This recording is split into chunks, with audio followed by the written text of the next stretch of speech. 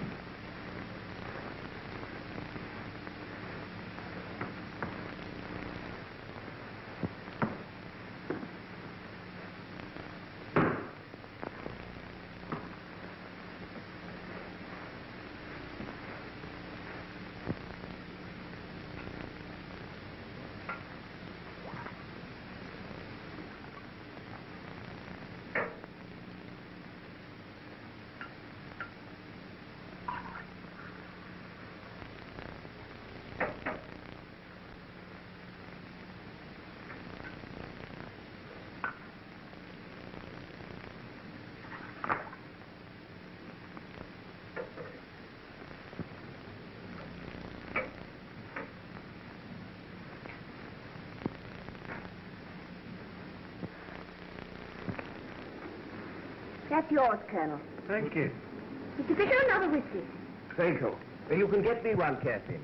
Then come and sit by me to change my luck. Oh, stop talking. I'm trying to play this hand. The sort of hands you hold, play them seldom. Eh, Colonel Henslow? Ronnie holds the most amazing cards. The rest are mine. I suppose because I'm your brother, Kathleen, I can't have a drink. That's right. Four spades. Yes, it was a bad effort on my part. I'm afraid it's Dr. Watson is here, miss. He says he won't disturb the bridge. Thank you, Marston. Tell him I'll be with him in a moment. Thank you.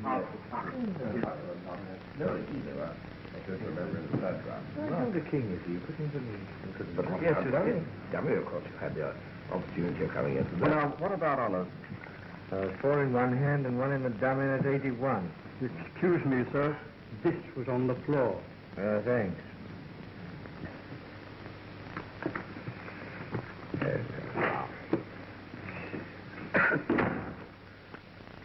Thank you.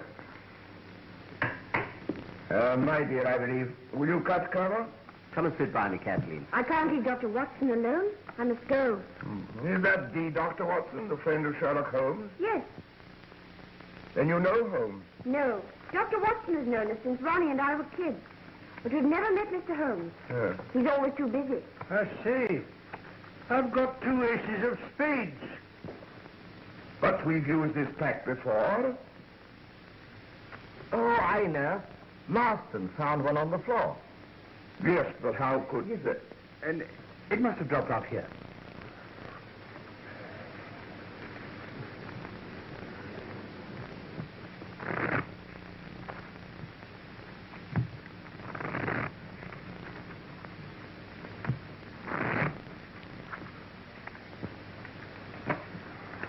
Your cut, please, Colonel.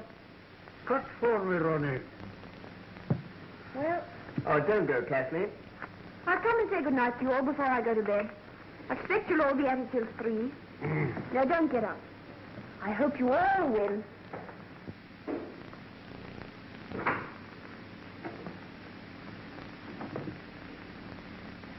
My dear, how kind of you to come.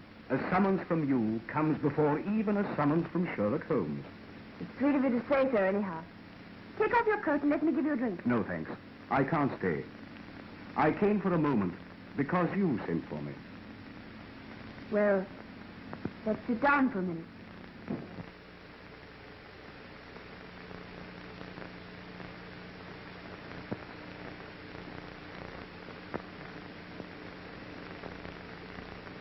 Has Ronnie got another bilious attack? No.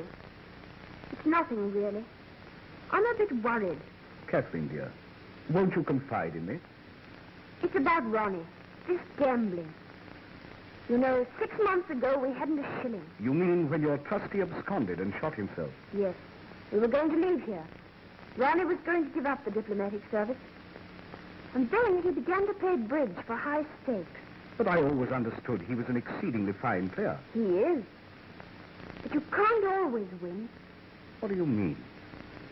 Always. Sometimes it's £20, sometimes 500. But he never loses. It looks as if... Oh, I can't say it. It's impossible. Ronnie isn't capable of such a thing. But I would like to be sure. How can one make sure? Well, I really don't know. I'll ask Holmes. Oh, no. He might arrest Ronnie. Oh, of course he wouldn't. But he might frighten him into giving up cards. I never thought of that. Yes. Do ask him to do something. I'll come round and see him in the morning, may I? Well, I don't know. Yes, I may. You'll make him see me, won't you? He thinks an awful lot of you. But I don't think I need waste time. It's a grand slam. I make 7 spades, 3 diamonds, 2 hearts, and the ace of clubs. That's right. Another big rubber. Well, that just about cleans me up. I make the difference. 1,600 points. You add up very quickly. Quite a mathematician, eh? How much is that? 160 pounds. Well, I've lost both rubbers, and so I owe you 255 pounds. We settle up at the end. This is the end. My wife is not very well, and I promised to go home early. Well, if you must, you must. I'm sorry to spoil your evening, but perhaps you can get Miss Adair to make up a call. Kathleen plays a game that resembles hockey more than bridge. Still, if you're determined, we'll see you Monday. I'm afraid I shan't be able. I have to go out of town on important business, and I don't know when I shall be back. Then it's no use trying to fix another evening. I'm afraid not. Let me know when you're back. Good night. And thanks very much. I didn't know Sir Timothy played bridge. Sir Timothy? Yes. Timothy Frobisher. He's the 4th. You know, one can't work long with Sherlock Holmes without picking up some of his tricks of observation and deduction. What makes you think he's here? His initials. T.F. Timothy Frobisher. Elementary, my dear Kathleen, elementary. And then there are further indications. The owner of this hat is immensely tall. You see, he's bruised the top edge here, probably going through a door. Excuse me, may I have my hat? Yours? Certainly. My initials are inside. T.F. Thomas Fisher. Oh, I beg your pardon. You're not going? Yes, my wife is not very well, and I promised to get home early. Oh, I am sorry. I think I'll go too.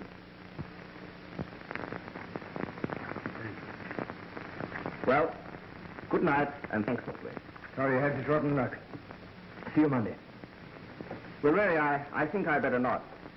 I've lost an awful lot lately, and I think I better chuck it for a bit. Oh, just as you like. So don't think me rude, but I just can't afford it. That's all right, Eva.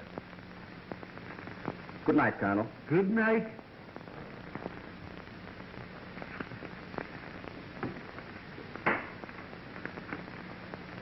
Well, have you to have a sick wife and a business appointment? No, a whiskey and soda. I'm sorry. Still, it is rather rotten. I don't see why. Fisher, being a millionaire, naturally loses his temper when he loses sixpence. And Tony Rutherford is broke. And you think that's all? What else? Oh, nothing, of course. You can always get another 4. Then you'll continue to come. With pleasure. I'm not afraid of losing sixpence. And I'm lucky. I often cut with you.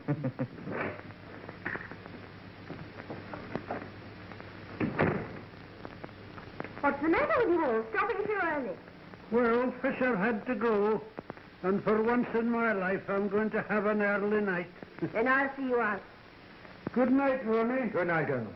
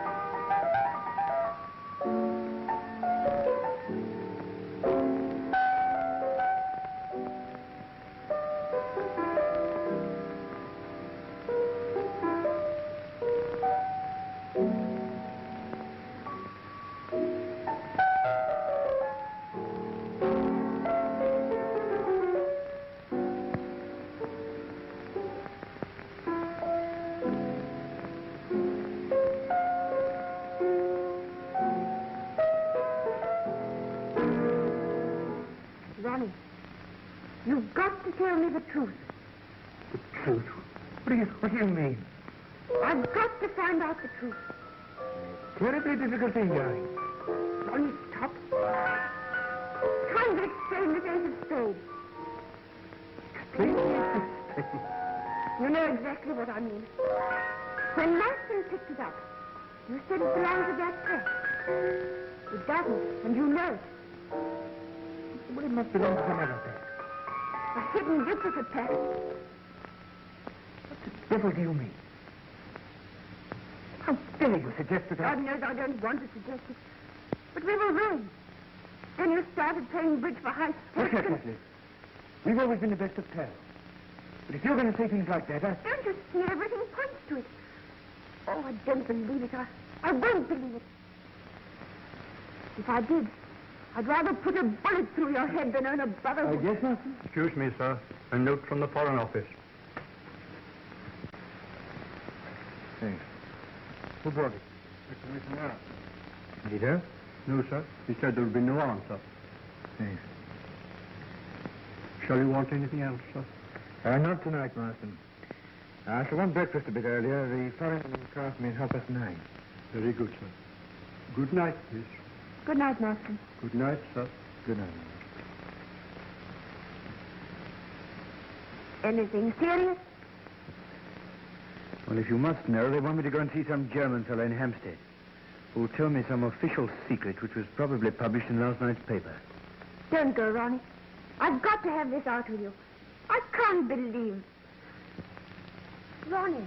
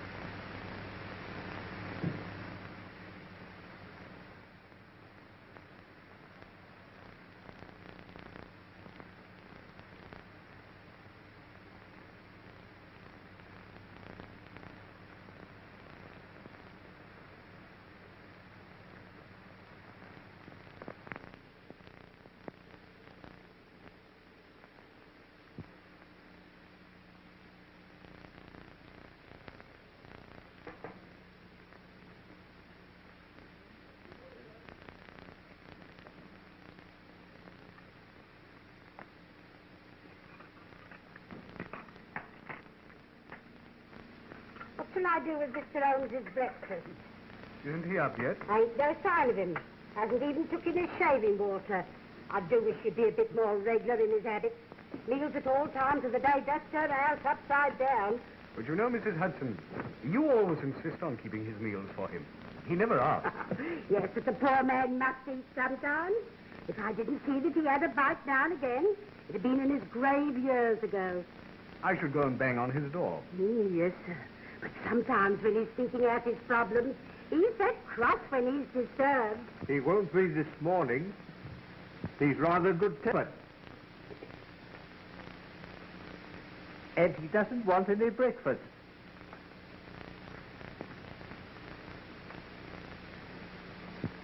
No, Mr. Holmes, you did give me a turn. Well, one good turn deserves another, doesn't it?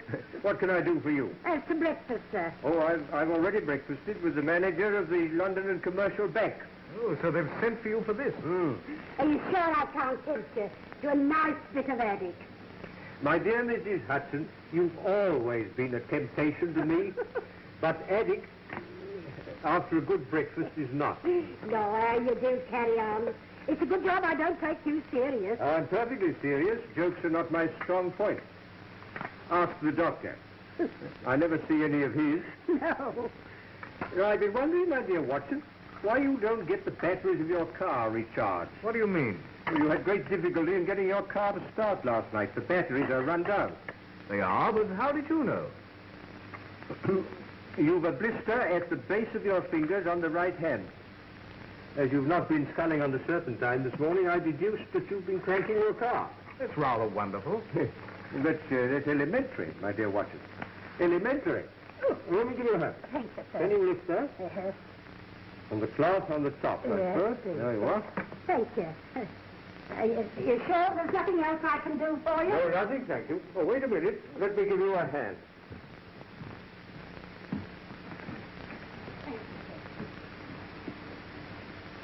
Why have they sent for you about this? It's perfectly simple. A man tries to burgle a bank, is disturbed, kills the watchman, and runs away. I find it very interesting.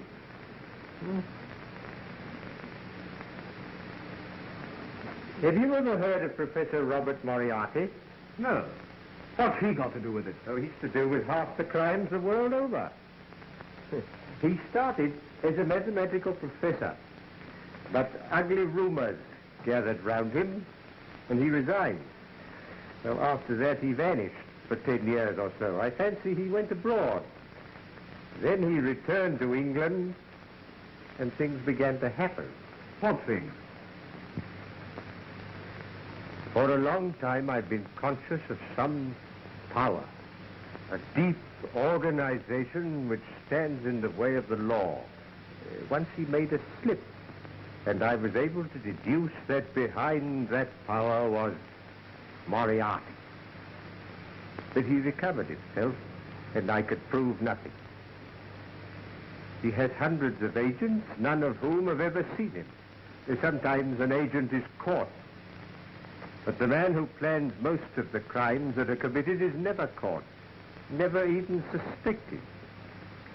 He knows that I know of his activity. He also knows that up to now, I've been unable to reach him. And you think he's connected with this bank murder?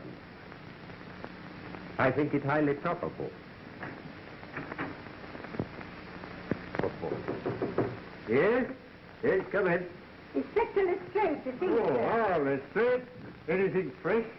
No, Mr. Holmes? Sit down, Lestrade. Thank you. I just came in to get that piece of brown paper. Oh, yes, this little piece. You mean, I should like to keep it a little longer, if I may. I haven't yet decided what the rest of the label is. Well, I don't see how you ever can. It's just an ordinary shopkeeper's label. There's not enough of it to tell us anything. Well, I disagree, my dear Lestrade. But then, you and I so often disagree. Oh, come, Mr. Holmes. I've a great respect for your theories. It's only when you begin about this Professor Moriarty. Yeah, you don't believe in him. I ask you, is it possible for a man to plan half the crime in this country without the Yard knowing who he is, where he lives, or anything about it? It does seem rather strange. I mean, the man can't live nowhere, never be seen by anyone. Of course. Well, lots of people know him, but they don't know that he's Moriarty. You yourself may know him. Jokes are not your strong point, Holmes. No, I'm perfectly serious. He has 100 disguises and 100 aliases. And I'm pretty certain he had a hand in this bank robbery. But it wasn't a robbery. The thief got nothing. He broke into the bank and... Have you ever tried to break into a bank, Lestrade? Me? No, I thought not. But do you seriously think it's possible for one man to break into a bank without using anything short of dynamite? There were no signs of a forced entry. Which might point to the fact of his having an accomplice. Or even two. He got inside. Which doesn't necessarily mean you're Professor.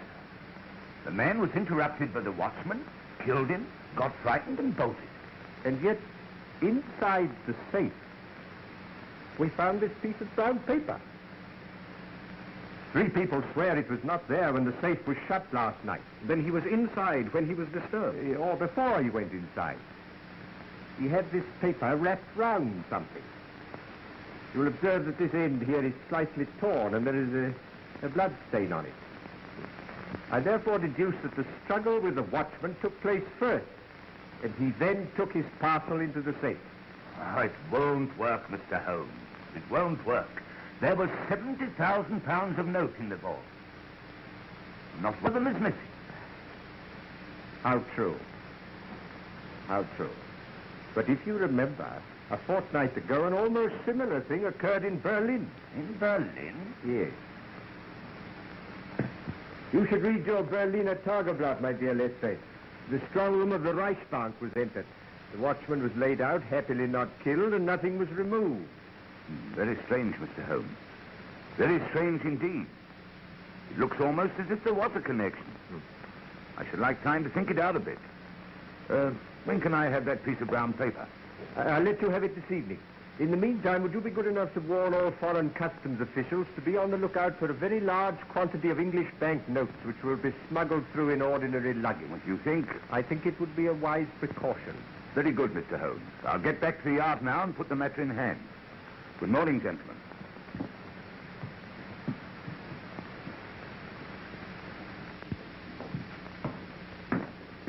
The chief has arrived, sir. Oh? What are his orders? He will interview Mr. Adair himself. Right. Send Mr. Adair in.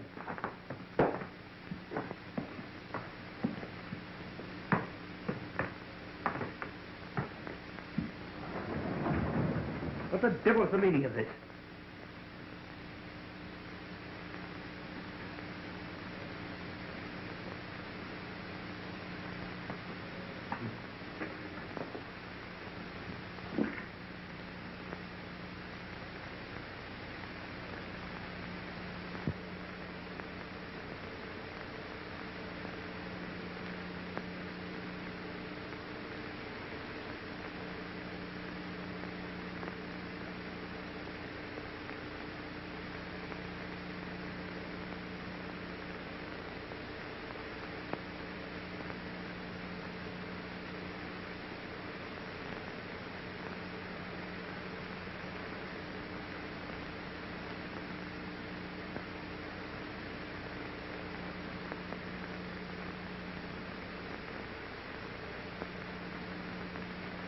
Adair.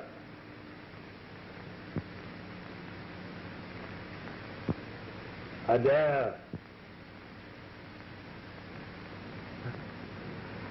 My God, am I drunk or what? I hope not at 10 o'clock in the morning.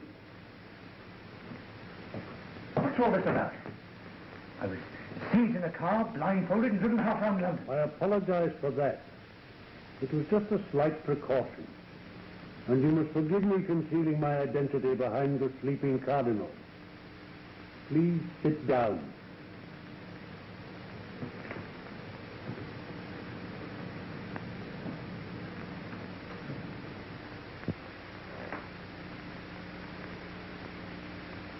Are you Mr. Clink? Mr. Otto Clink? No. Poor Otto Clank must have been dead a good many years. Not the devil's... Only that I have a slight favor to ask of you, Mr. Adair. Favor? Who are you, anyway? I understand that you are leaving on the Golden Arrow at 11 o'clock tomorrow for Paris. And if I am? You are going on Foreign Office business, and you will have a laissez-passer, which means that your luggage will not be examined by the customs. I want you to take a suitcase to Paris for me. I'll do nothing of the kind. Why should I? Because you can't help yourself. Don't be ridiculous. Sit down, Adair. You go to hell. Sit down. You have been cheating at cards. What? I repeat, you have been cheating at cards. I should have warned you that this picture is painted on steel. Sit down. All your life you have been interested in sleight of hand. Your trick of palming a whole pack of cards has been very useful to you since your trustee absconded and left you and your sister penniless. It's a lie. You have taken to playing bridge for very high stakes. When you deal, you simply change the pack after it has been cut to you. You have a carefully prepared pack in the palm of your hand. You do the same when you cut a pack to your opponent. Now, this procedure, if publicly known, is not likely to lead to an advancement either social or diplomatic. In fact, it means the end of you. Who's been telling you this ridiculous story? Last night you made a slip. You dropped the ace of spades. Now I think I can count on your doing me this very slight service. Go on. A suitcase bearing your initials will be delivered at your flat at 9:30 this evening. You will pass it through the customs with your other luggage. I understand you have engaged a room at the Bristol in Paris. You will take your luggage there, and by 10 o'clock tomorrow night, the suitcase will have vanished from your room. You will make no comment. What's in this precious suitcase? That does not concern you. Yes, but it might be anything. Stolen jewels, bonds, heaven knows what. No, I'll be damned if I'll be made use of in this way. I feel sure that you will change your mind. In the event of your not doing so, you will find the only alternative in the box on the table. What do you mean?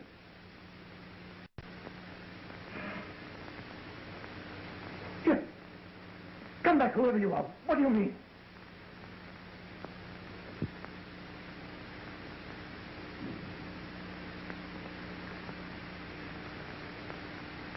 The only alternative. Oh, my God.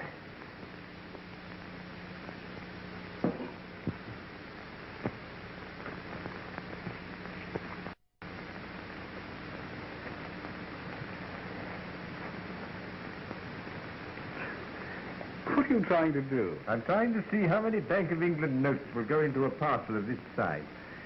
You see, my dear Watson, that this note should fit into these creases. There you are, as I thought exactly. Yes. Were you busy this morning, Watson? No, I kept the morning free. I rather hoped you'd see Kathleen Adair. She's due here now.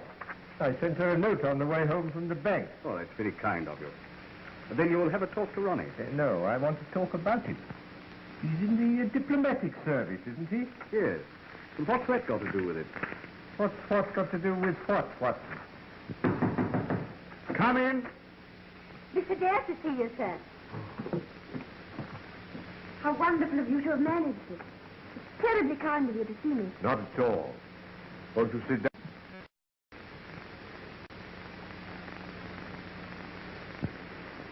Watson's told me how worried you are about your brother, but I don't quite see what I can do. I've been wondering if you could find out if it's really true. If it is, and I can't believe that it is, perhaps you could frighten him into giving up. With whom does he play as a rule? Well, last night there was Tony Rutherford, old Mr. Fisher. What, Thomas Fisher, the millionaire? Yes. And Colonel Henslow, an old friend of ours. Mm-hmm. Fisher. I wonder...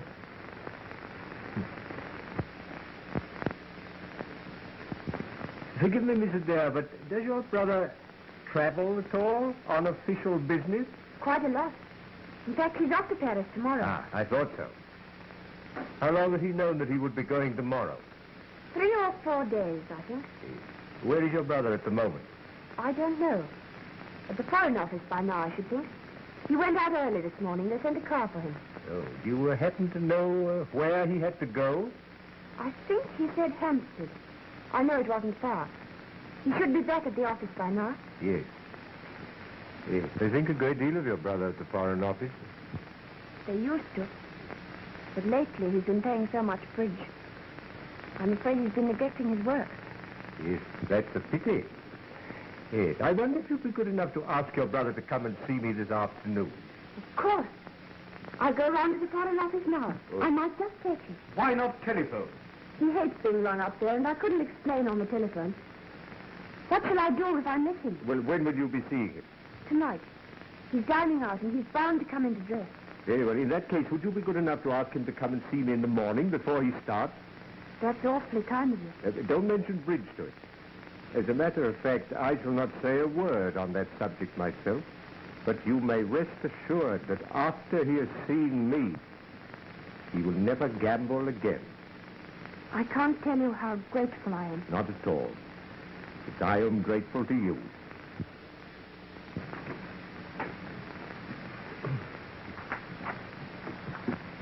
Goodbye. Watson? Yes?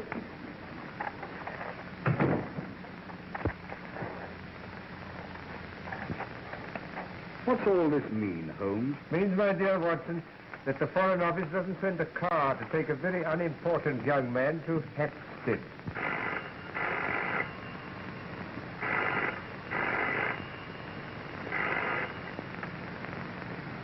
Hello? Hello? Yes, speaking. Who's that?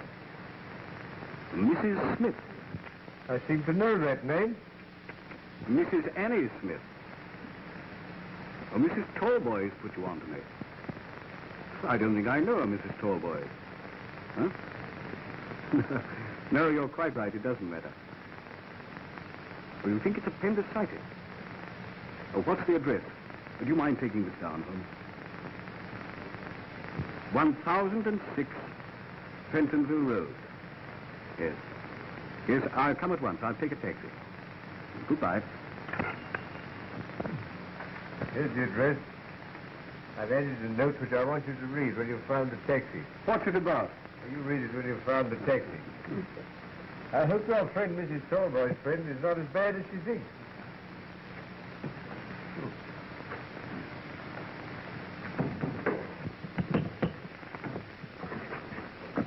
Now, what is it?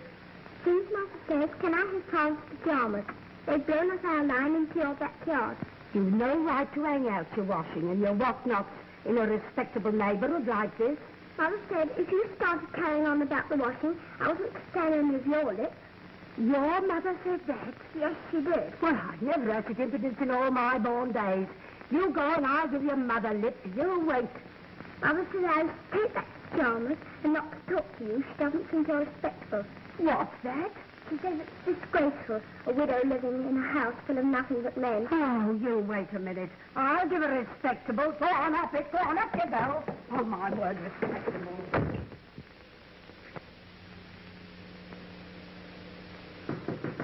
Yes? Come in. Hello. Yes? Sir. I'm just going to step around to that Mrs. Clinton. There's a few things I want to say to her. Yes, Mrs. Hudson. But what has upset you? Well, she just told me. She thinks I've done it round to say that I want to mean myself for saying what she did say. But I want her to know I shall be out 20 minutes. Take me that time to tell her what she's got here. Yes. Well, I wouldn't be too violent if I were you, Mrs. Hudson. Violence. Indeed, I'll sit about a wooden prop. Indeed, I would, if it wasn't for my chronic arthritis.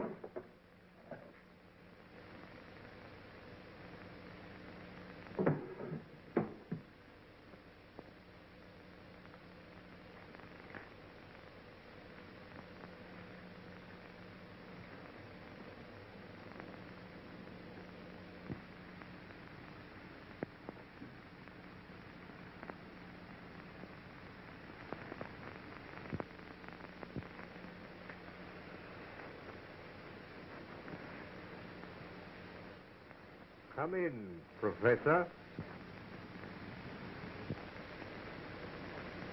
You think you know me, Mr. Holmes? Why not? You called upon me once before. On that occasion, your face was completely covered with surgical bandages. But your arrival coincided with the same removal of Watson and Mrs. Hudson. You were a little more original in your methods last time. Today, I recognized the symptoms. I was expecting you, Moriarty. How clever of you, Holmes. Won't you take off your scarf, Professor? Yes, perhaps you're right. This room is rather draughty. Shall we sit down? I'm afraid my method of getting rid of Watson and Mrs. Hudson was a trifle crude. But I had a sudden impulse, and anyhow it served its purpose. Except that our interview will be a brief one. Watson will have read my note in the taxi, telling him to ignore the call and come back here in 5 minutes. In that case, I will be brief. On the 4th of May, 1928, you crossed my path. A dangerous thing to do, Holmes. 8 months later, to be exact, the 20th of January, 1929, you incommoded me seriously. Yes, you made a bad slip in 1929, didn't you? Nearly had you, Professor. And now I find you so constantly in my way that it would be better for me if you were removed. Perhaps what I have to say has already crossed your mind. Possibly my answer may have crossed yours. You stand fast? Absolutely. A great pity, Holmes. I have a great respect for your mentality. A great pity.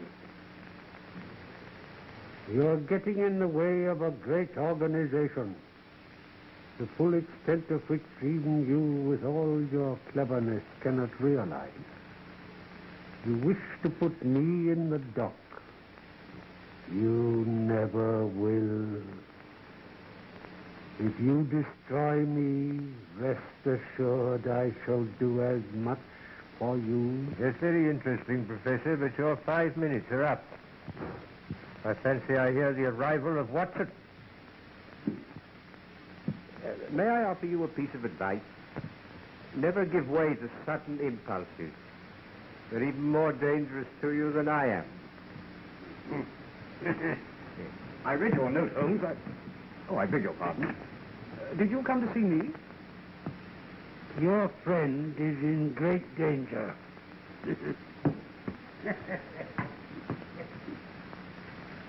Great danger.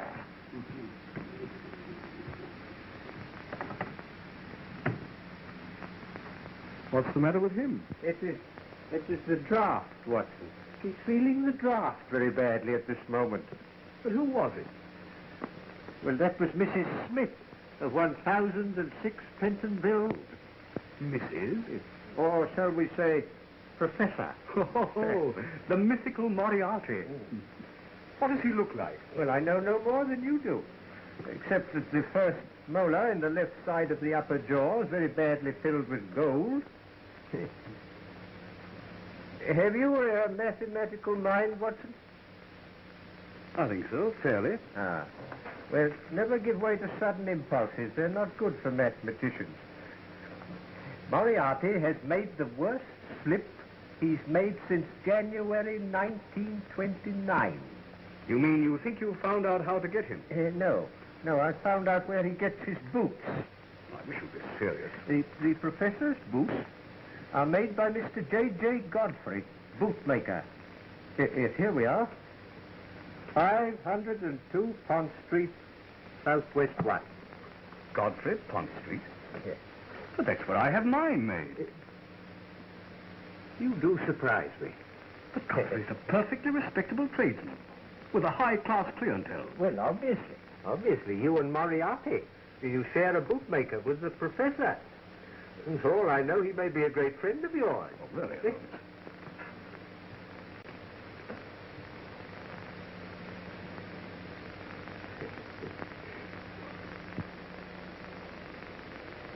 Does Mr. Godfrey make his boots on the premises? Yes, in the basement. He showed me over his workshop once. Yes. I think I'd like to see over that workshop. We'll arrange with Lestrade to call there about 8 o'clock tonight. But how can it possibly matter where Moriarty buys his boots? Only that this piece of brown paper, which was found in the strong room of the bank, bears a piece of the label of Mr. J.J. Godfrey, bootmaker. Holmes, you're marvelous. Oh, elementary, my dear Watson. Elementary.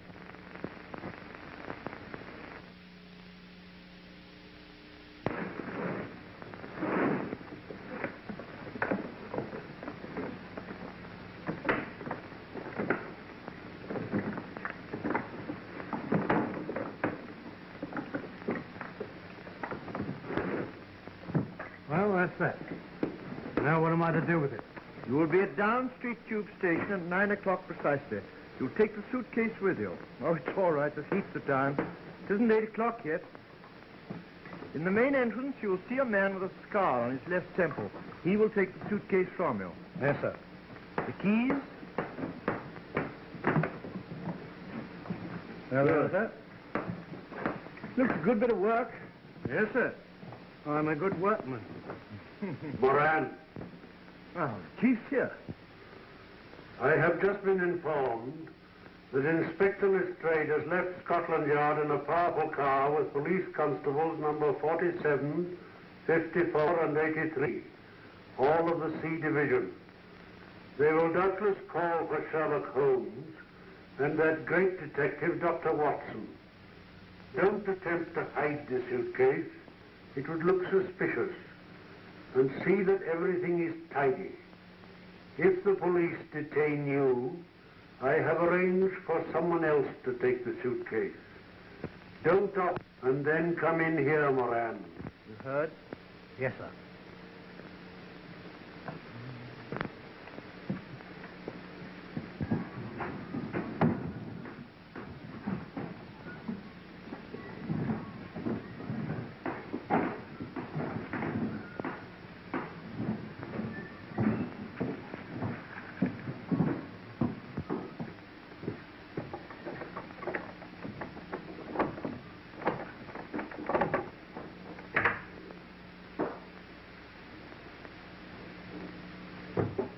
Put this right, Godfrey, will you? All right, sir.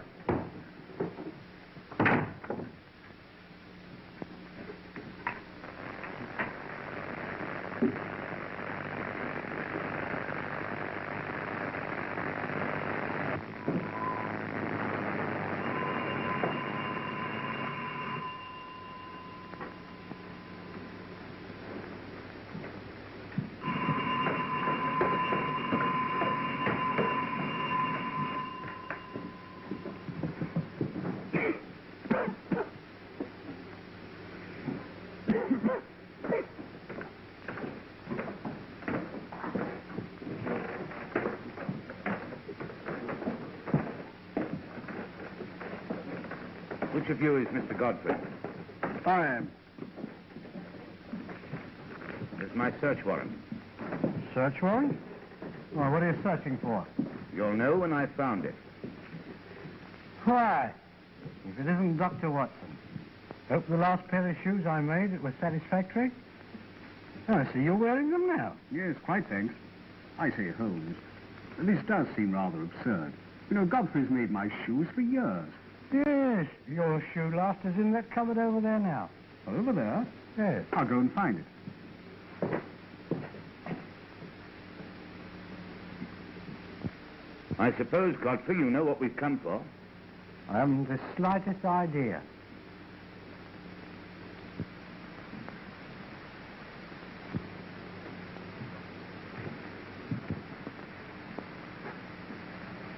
Hello. Starting out a new branch, eh? Oh, that? Yes, that's an experiment. Special order for a new customer. Thought I might as well try my hand at it. Glad to see you look after your work people, Godfrey. Oh. Well, we've only got 3 of them. There's Roberts and Williams and his brother here. Yeah. Well, you look after them. The place is properly ventilated. Ventilated? Oh, that. Yes, sir. Yeah.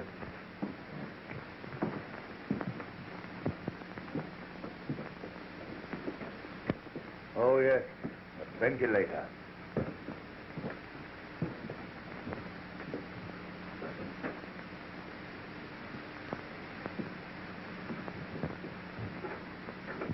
Where's that door lead? To the area. But as you can see, it hasn't been opened for years. Well, I should like you to open it. Heaven only knows where the key is. That door hasn't been opened since I don't know when. Oh.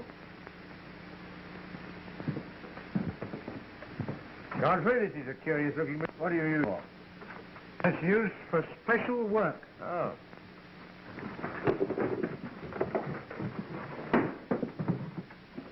So, you wanted to know what I was looking for, Godfrey. Well, you know now.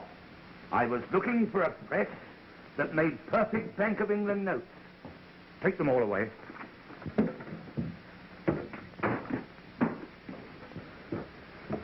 What are you doing? Quick, follow this wire. Let's go. What for? Yes.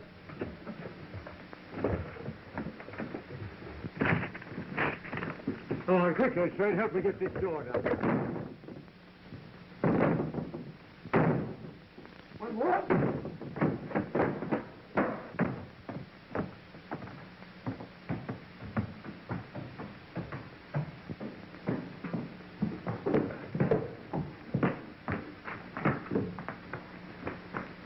Watson.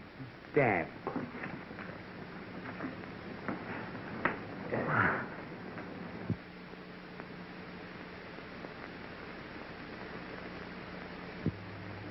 Oh, have another drink, my dear Watson. Yeah, you feel better. Thanks, I'm all right. I haven't a scratch. It was a bit of a shock being seized and trussed up like that. You saw nobody? Nothing.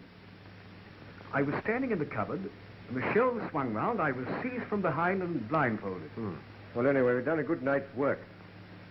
My theory of the bank robbery is proving correct. And what has your finding a forger's outfit in a bootmaker's basement got to do with a bank robbery, which wasn't a robbery at all? Well, I'll try to explain. Within a fortnight, the strong rooms of two banks are entered by unauthorized persons and nothing is removed. But in each case, something is taken into the strong room. In the case of the Reichsbank, a cardboard box. In the case of the commercial, a piece of brown paper. Well, they wanted to take the notes away in them. The brown paper had been creased and folded round something.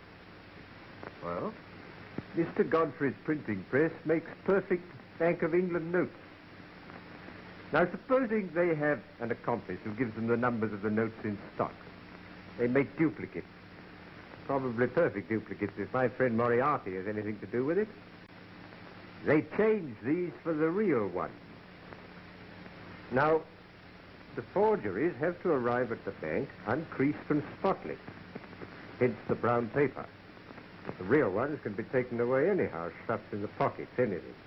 And the paper discarded.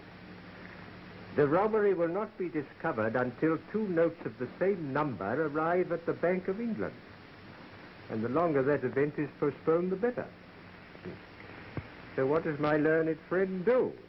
Well, holds them up. No, my dear Watson, no. It's no use having £70,000 worth of notes if you don't use them. Well, then he must start circulating. Or send them abroad. Ah, now that sounds difficult. You see, customs officials might ask questions if they opened a trunk full of Bank of England notes. Yeah, how true, Watson, how true. Well, in any case, I don't feel I've been trussed up for nothing. It was worth it to find that printing press. The printing press, my dear Watson, was valuable to get your friend Mr. Godfrey a term of penal servitude. But the really important discovery was the suitcase. Suitcase? Yes. You probably didn't observe that on the lid were the initials R.A. I didn't, but what does that signify? Ronald Adair is leaving tomorrow morning for Paris on Foreign Office business. We will have a diplomatic report and a laissez-passer, which means that his luggage will not be examined. But, you can't connect him with... Good heavens, you don't think he's one of the gang? Supposing Moriarty were to threaten to expose his bridge exploits. How should Moriarty know? Well, how do I know things? What time is it, Watson? It's 11:15. Oh, well, I wonder if we could get hold of Adair now. Oh, I forgot to tell you. Miss Adair sent a message to say that she'd missed her brother at the Foreign Office and that she'd sent him round in the morning. Well, will you ring up now, Watson, will you, and see if we can get hold of him right away? Yes, certainly. If I'm right, that young man is the one weak spot in Moriarty's armor. If I can get hold of him, Moriarty's wrong. He will stand in the dock tomorrow, and not long after on the gallows.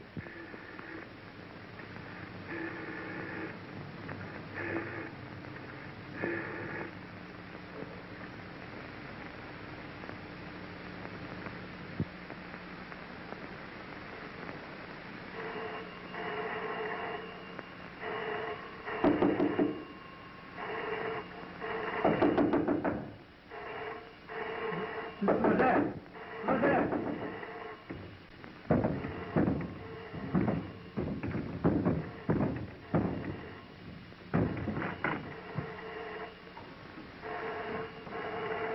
Right there? Right there!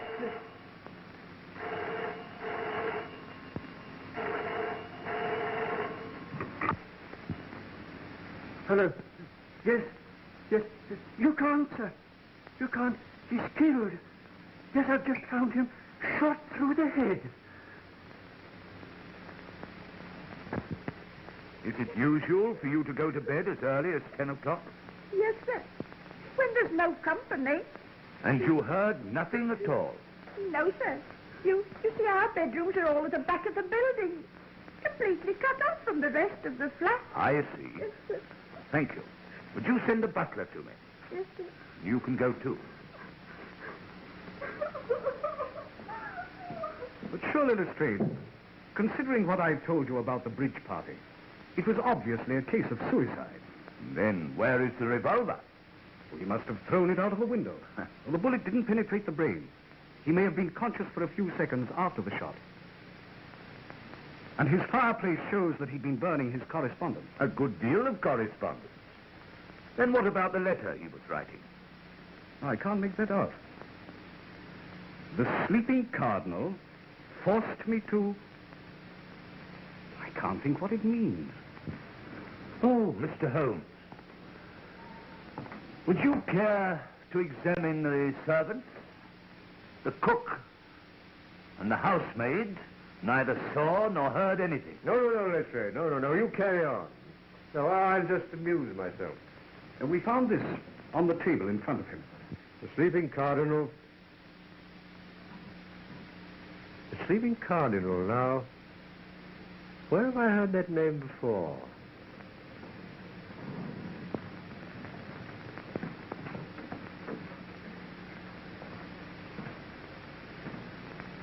You're the butler here. Yes, sir. Have you been with the family long? 3 years, sir. Then you know their ways. Did anything unusual occur here this evening? No, sir. Miss Adair dined alone at home, and Mr. Adair came in at 9:15 with Colonel Henslow. Who is Colonel Henslow? Oh, he's an old friend of the family. He knew Ronnie Adair's father in India. Sir Henry Adair was Governor General of Bengal, you know. They used to hunt tigers together. Did you gather at all what they were talking about when they came in? Well, sir, Mr. Adair was saying, "And you think Fisher means trouble?" Mm-hmm. That was all I heard, sir. How long was the Colonel here? Barely half an hour, sir. Was Miss Adair with him? No, sir. She was in her room. And was anyone else in the flat? No, sir. You're positive that there was no one else at all? No, sir. Oh, a man came about 9:30 with a new suitcase that Mr. Adair had ordered. What kind of a man? I didn't notice him particularly, sir. He wasn't actually inside the flat. He just handed me the case and I signed for it. Where did the case come from? I really didn't notice, sir. I just told Mr. Adair it was here, and he told me to put it with the other luggage in his bedroom. Oh. Which one? That's the odd thing, sir. It isn't here. And I can't find it anywhere, so I've searched the flat. It was quite an ordinary sort of case. Can't think where it could get hidden. But it must be somewhere. Unless Mr. Adair took it out. He didn't go out, sir. He went straight to his room after the Colonel had left. Why didn't Miss Adair come and see the Colonel?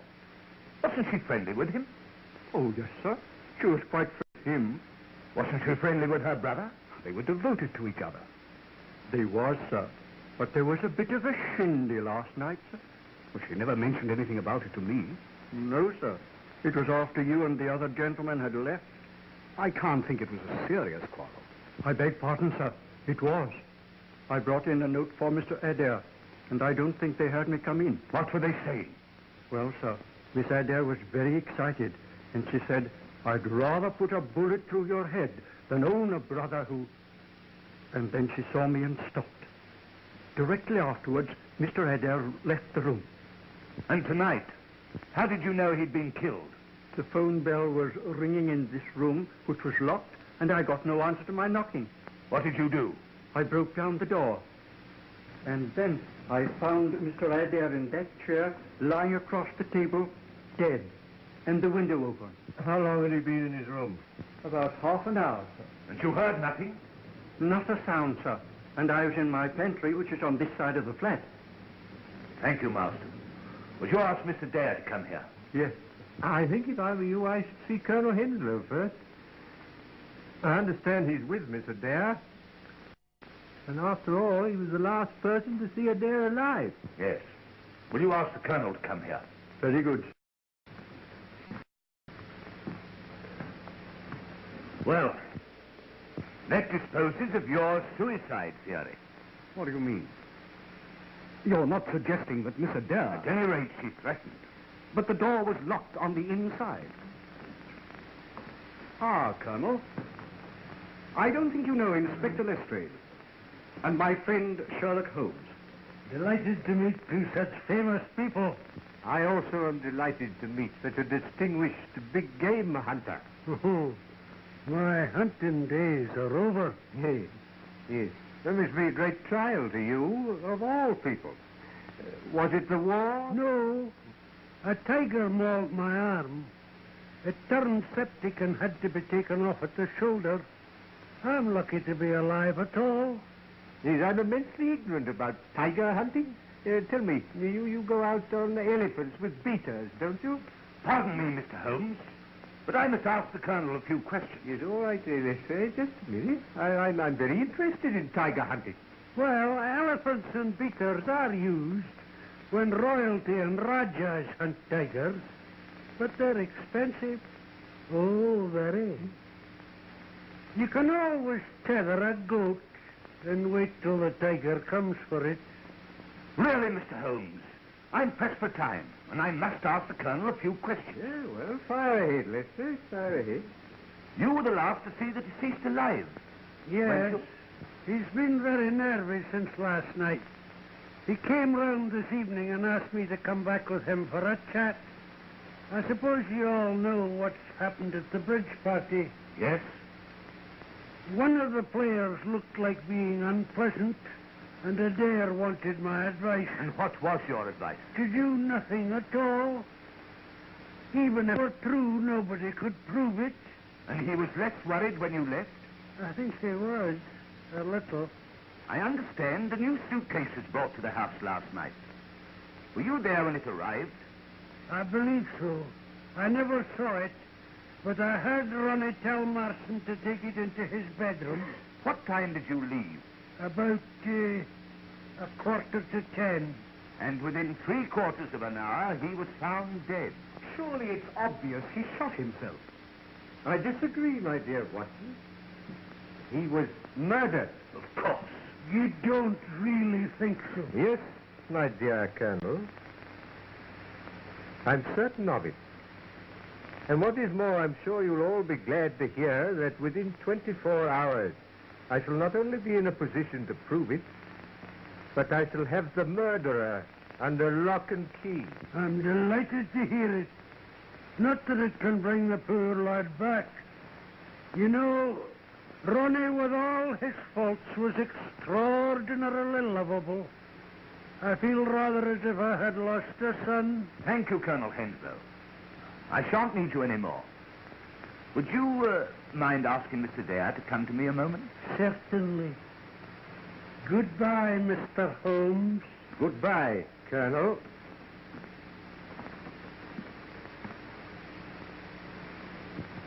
I'm sorry I interrupted you, Mr. Holmes, but you seem so interested in tigers, I thought you were never going to stop. They interest me. The stark ferocity, the cold cruelty. The human beings are like tigers, you know. Now I suppose you're back to your Moriarty theory.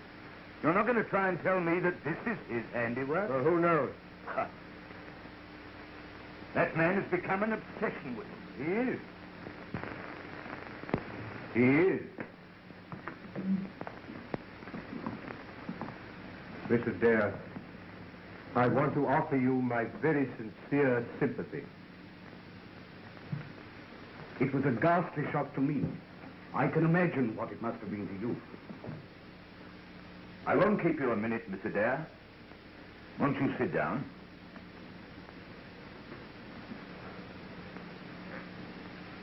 When did you last see your brother? At 6:30. He came in to dress, and I came in here to give him a message. What was the message? I told him that Mr. Holmes wanted to see him before he went to Paris. You see, I'd asked Mr. Holmes to interview him. What did he say? He was upset.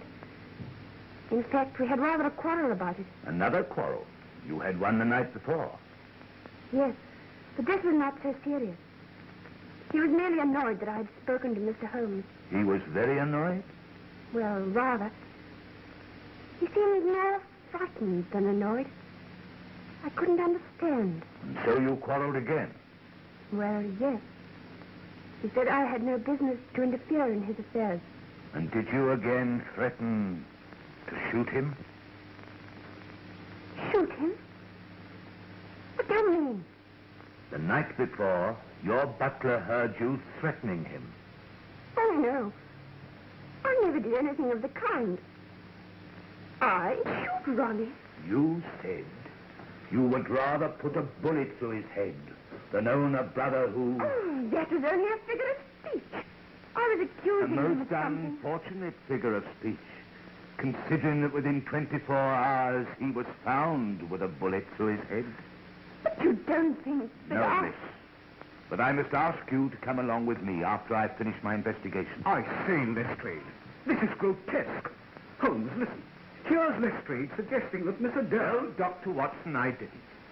All I want is her to come along and make a statement. I'm sure Mr. Dare will be delighted to go with you, Lestrade. It is quite a warm night. Anything you say, of course. Thanks, miss. I shall be ready in a minute. Then I'll go and put on my things. If you have no more questions. No, nothing else, thanks.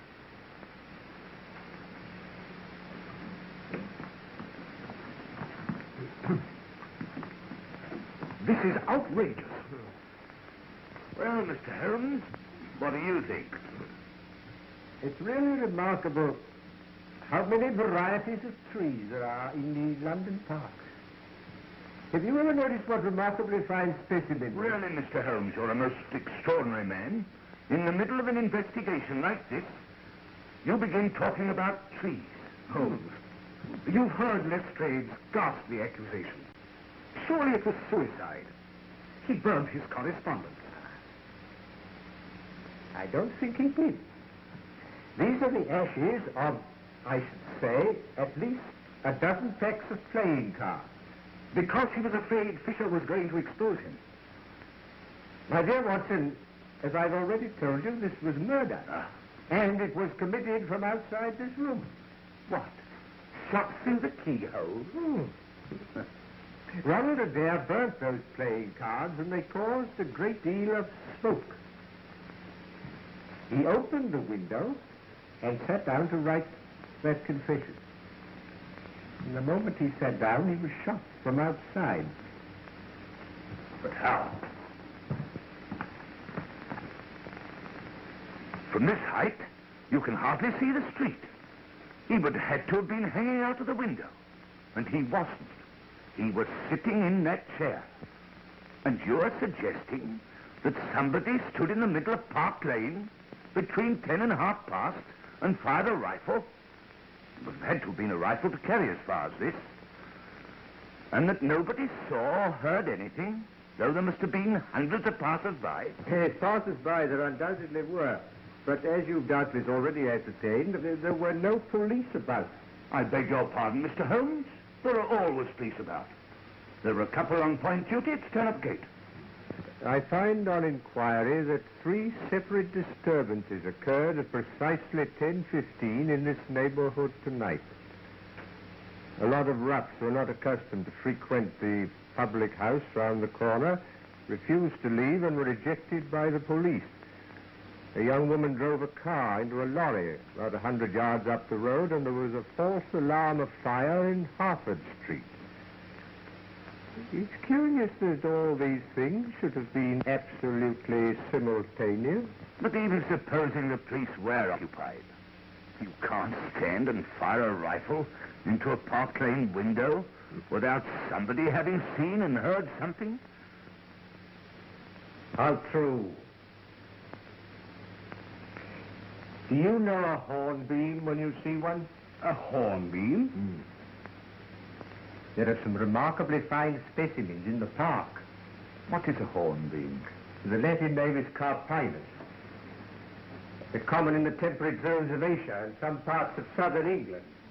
It looks like a beech, but it isn't.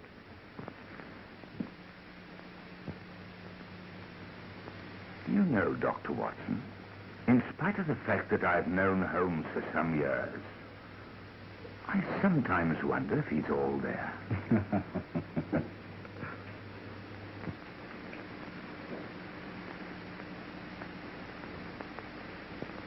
Put this in your mouth for a few minutes. Whatever for? I don't think you're at all well. Oh, nonsense, my dear Watson, nonsense. I'm in the very best of health, in spite of a couple of nasty shocks. When did you have a shock? Well, I said two. During the stroll I took this afternoon, I was just going to cross the Marylebone Road. The policeman on point duty was holding up the traffic, when a two-horse van, apparently out of control, whizzed round the corner and was on me in a flash. I sprang to the pavement and saved myself by the fraction of a second. Good heavens. Yes. 10 minutes later, a brick fell from the roof of a house. It was shattered at my feet. They were repairing the roof at the time, but the police proved it was an accident. I know better. Oh, very nasty indeed. Mm. But these things happened this afternoon. I was worrying about you in the early hours of the morning. Mm-hmm. What did I do? Do?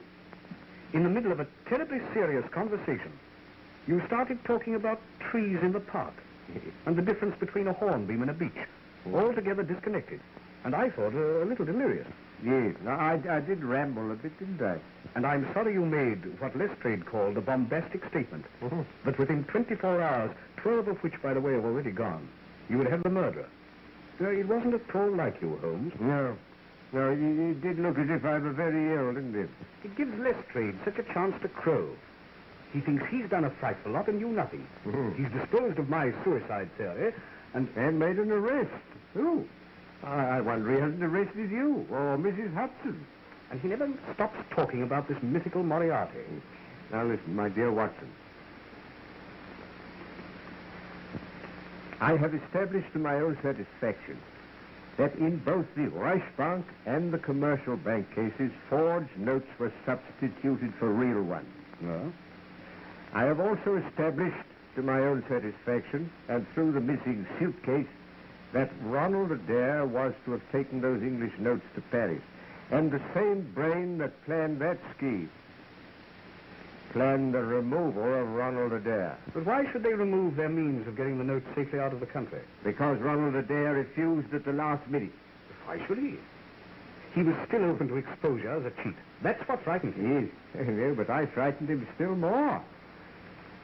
When his sister told him that I wanted to see him, he was panic-stricken. But he realized that his cheating could only result in scandal. The other meant certain jail. I see. And what did you make of that letter he was writing about the sleeping cardinal? Now that, my dear Watson, is the most significant aspect of the case. Do you remember 8 months ago when Trimble the forger was found on the embankment dying from terrible injuries? Yes? Yes? Yes.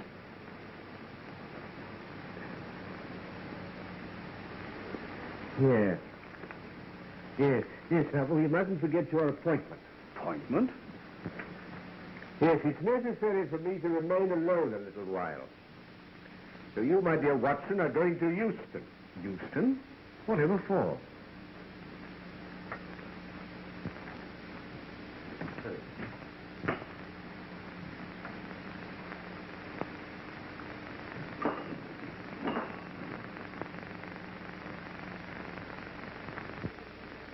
What's the idea? You see.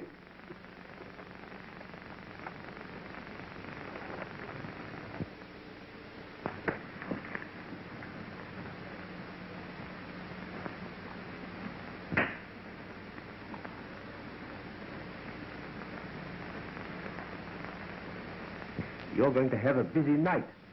Now, I want you to put on your coat and hat, take a suitcase, You needn't pack anything. Get a taxi and make a great fuss about getting it. Call Euston to the driver and tell him if he doesn't hurry, you'll miss the Scotch Express. The Scotch Express? Yes. You'll be followed. The moment you get to Euston, pay off the taxi and rush round to the booking office.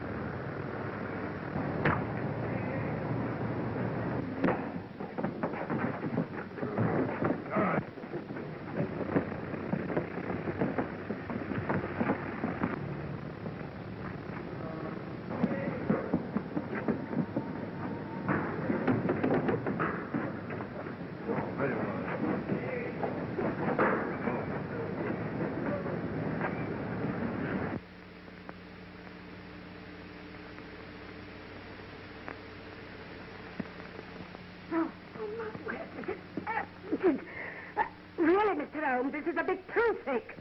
My apologies, Mrs. Hudson. Once again, you've proved yourself far above ordinary women. Well, Mr. Holmes, I did as you told me to. I moved the statue every few minutes when suddenly the whole blooming thing falls on top of me. But you've done very well, Mrs. Hudson. Very well. Lestrade, bring in the prisoner.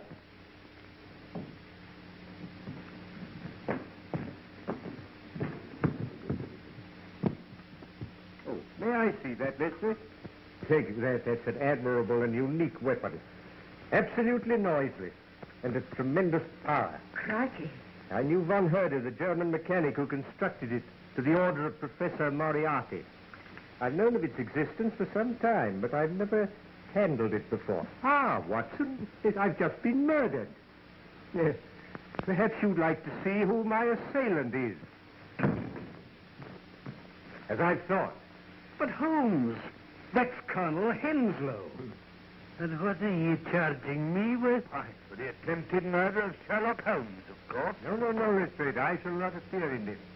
To you, and you alone, belongs the credit for this remarkable arrest. With your usual happy mixture of cunning and audacity, you've got him. Got him? Got who? Well, the man who climbed the tree in the park last night.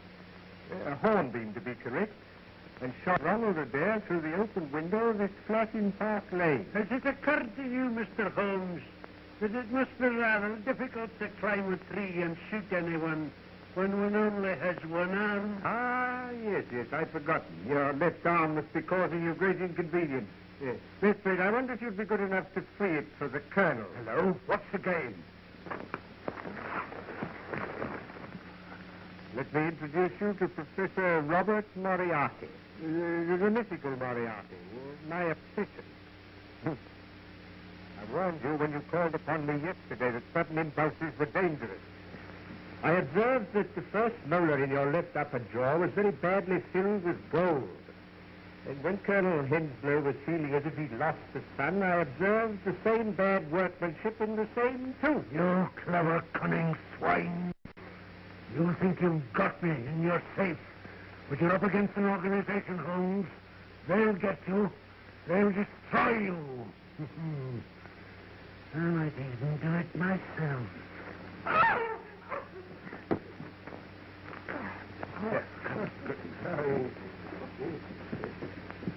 Yes. I think you'll find most of your organization waiting for you there.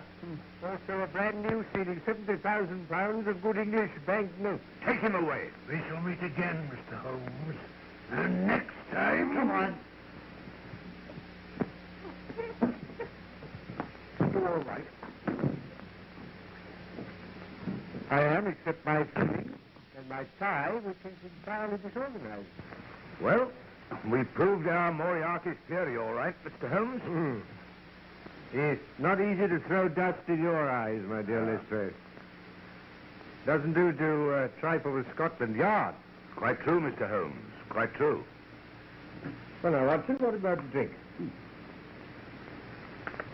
You'd like one, wouldn't you? Thanks. Lestrade?